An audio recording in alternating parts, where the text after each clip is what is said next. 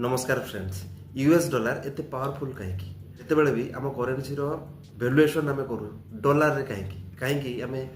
Chinese yuan रे नहीं कि जापान रो करेन्सी कि यूएस रशिया रूबेल रे नहीं आम कहीं करते डॉलर रे कहीं करते जितेबाला भी फॉरेक्स रो गणना करती जमती कि मो पाखे एतिकी टंका अच्छी से टंका अच्छी तो डॉलर रे कहीं करती कौन मो पाखे एतिकी बिलियन डॉलर अच्छी से बिलियन डॉलर अच्छी डॉलर रे कहीं सबु जगार डॉलर चलुची किंतु अदर कंट्री मानकर जो करेन्सी रो लिमिटेशन रखाई राइट। चलतु जाना आज ये वीडियो रे वर्ल्ड इतिहास इंटरेस्टिंग स्टोरी विषय केमिति यूएसए तार साम दाम दंड भेद टोटाल एप्लाय करिकी केमिति निज डॉलर को पावरफुल करि परिछि आउ आज पूरा वर्ल्ड रे राज करुछि।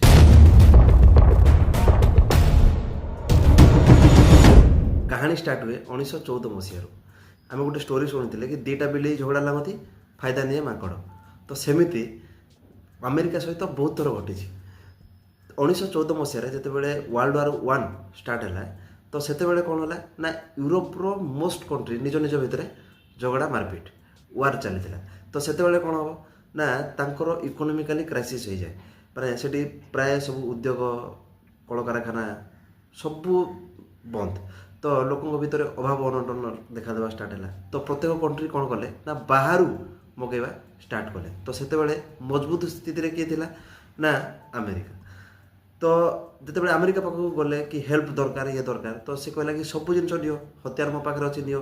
खाଇବା ଜିନିଷ କ'ଣ ଦରକାର ଏମର୍ଜେନ୍ସି ଆଇଟମ୍ ସବୁ ନିଅ କିନ୍ତୁ ବଦଳରେ କ'ଣ ଦେବ ନା ମୋତେ ଡଲାରରେ ପେମେଣ୍ଟ ଦରକାର କିମ୍ବା ନା ଗୋଲ୍ଡରେ ପେମେଣ୍ଟ ଦରକାର तो सब कंट्री कौन कले ना निज निजर गोल्ड विनिमय में हथियार नवा स्टार्ट कले तो है कौन ना 1917 सुधा वर्ल्ड रो 60-70% गोल्ड रिजर्व अमेरिका पाखक पलि आसे तो सेठी कौन पूरा इकोनॉमिकली मजबूत होगी गला जितेबाला वर्ल्ड वार 1 सरला तो पुणी यूरोपियन कंट्री धीरे धीरे डेभलप होबार लगती पुणी टी डेभलप होगा स्टार्ट करती तो जितेबाला डेभलप होगा स्टार्ट करती पुणी आसी जाए किए 1939 मसीहा वर्ल्ड वार 2 तो पुणी सेम सिचुएसन पुणी निज निज भितर वार तो पुणी हथियार दरकार तो हथियार काटू आने ना यूएस टू पुणी गोल्ड दे भाई हथियार ने तो एमती है तो यूएसए बनी जाए सबुठू most economical develop country right कहीं सी वार रे बिल्कुल इनवल्व ही हुए राइट जदि वो इनवल्व लास्ट हवा पड़ा पूरा लास्ट जितेबाला 60-70% युद्ध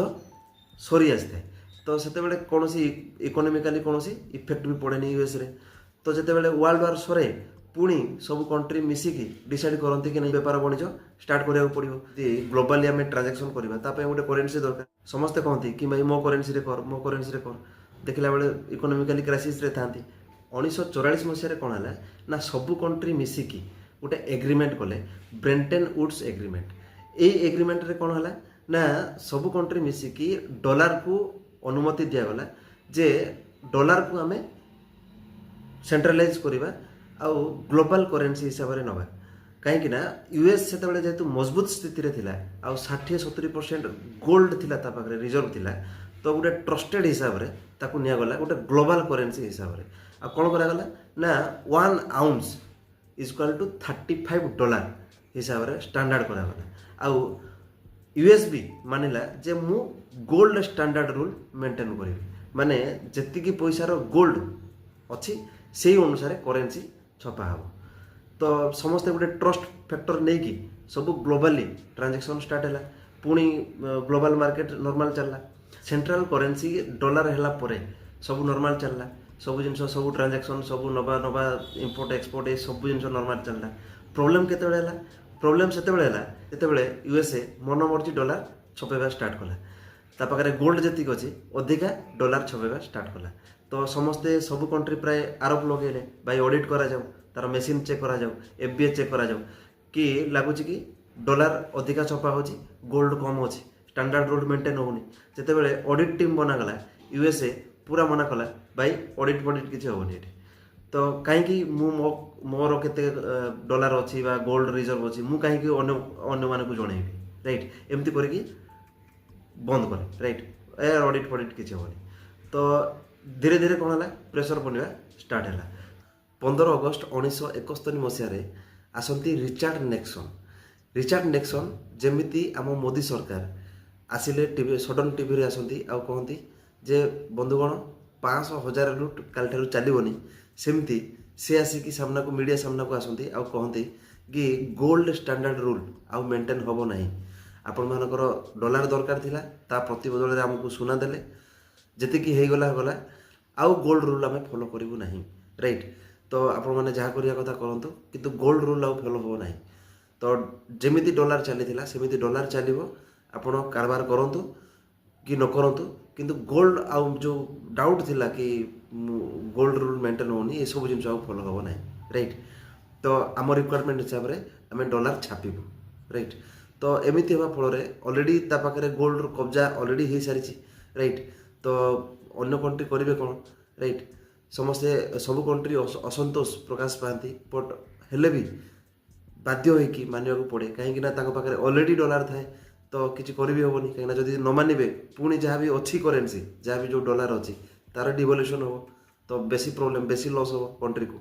ତ ପୁଣି ଭାବନ୍ତି କି ନାହିଁ ଯେତେବେଳେ ଆମେ ଡେଭଲପ୍ ହେଇଯିବୁ, ଯେତେବେଳେ 10 ବର୍ଷ କି 20 ବର୍ଷ ଭିତରେ ଆମେ ଡେଭଲପ୍ ହେବୁ, ଦେନ୍ ଆମେ ଡଲାରକୁ ମାନିବୁ ନାହିଁ, ଆମ କରେନ୍ସିରେ ମାନିବୁ। ତ ୟା ପାଇଁ ବି ଆମେରିକା କ'ଣ କରେ, ଗେମ୍ କରେ, ପେଟ୍ରୋ ଡଲାର ଆଣେ। ପେଟ୍ରୋ ଡଲାର କ'ଣ, ହାଏଷ୍ଟ କନଜମ୍ପସନ୍ ଆମର ଯେଉଁ ୱାର୍ଲଡରେ ସବୁ କଣ୍ଟ୍ରିକୁ ଦରକାର ସେ ହେଲା ଅଏଲ୍। ଆଉ ଅଏଲ୍ କ'ଣ ହୁଏ ନା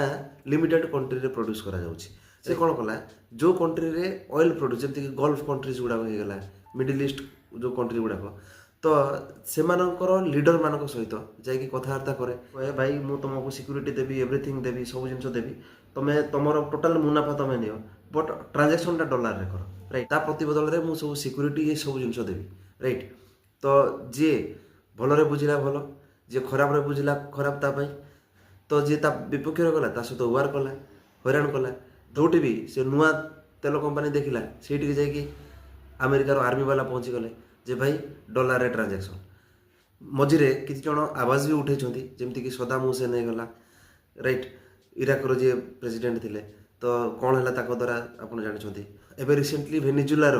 ଯିଏ ପ୍ରେସିଡେଣ୍ଟ ଥିଲେ ତାକୁ କେମିତି ରାତି ଅଧରେ କିଡନାପ୍ କରି ନିଆଗଲା, ରାଇଟ୍। ଯିଏ ତା ପ୍ରତି ଆବାଜ ଉଠେଇଲା, ତା ଏଗେନଷ୍ଟରେ ଗଲା, ତା ପ୍ରତି କ'ଣ ହେଉଛି ଆପଣମାନେ ଜାଣିଛନ୍ତି। ତ ଏମିତି ଡୋମିନେଟ୍ କରିକି ଛୋଟ ଛୋଟ କଣ୍ଟ୍ରିକୁ ରଖିଛି, ଯେଉଁମାନଙ୍କର ଡିମାଣ୍ଡେଡ୍ ଅଧିକା ଅଛି, ପ୍ରଡକ୍ସନ୍ ଅଧିକା ଅଛି, ତେଲ ପ୍ରଡକ୍ସନ୍, ସେମାନଙ୍କୁ ଡୋମିନେଟ୍ କରିକି ରଖିଛି। ତ ଧୀରେ ଧୀରେ ପ୍ରାୟ କଣ୍ଟ୍ରି ଆମର ସବୁ ଇକୋନୋମିକାଲି ଡେଭଲପ୍ ହେବାରେ ଲାଗିଛନ୍ତି।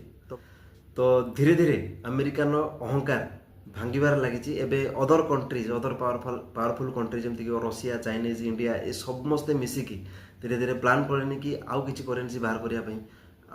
ଆଉ କେଉଁ କରେନ୍ସିରେ ଟ୍ରାଞ୍ଜାକ୍ସନ୍ କରିହେବ, ଧୀରେ ଧୀରେ ଦିମାଗ ଲଗାଉଛନ୍ତି। ତ ନିହାତି ଭାବରେ ଏଇଟା ଫଳପ୍ରଦ ହେବ ଆଉ ୟୁଏସ୍କୁ ଝଟକା ଲାଗିବ। ତ ଆପଣମାନଙ୍କର କ'ଣ ମତାମତ ଆପଣମାନେ ନିହାତି କମେଣ୍ଟରେ ଜଣାନ୍ତୁ। ତ ଏମିତି ଇନଫର୍ମେଟିଭ୍ ଭିଡ଼ିଓ ଦେଖିବା ପାଇଁ ତ ଚ୍ୟାନେଲକୁ ଲାଇକ୍ କରନ୍ତୁ, ସବସ୍କ୍ରାଇବ୍ କରନ୍ତୁ ଆଉ ସେୟାର ମଧ୍ୟ କରନ୍ତୁ। Thank you.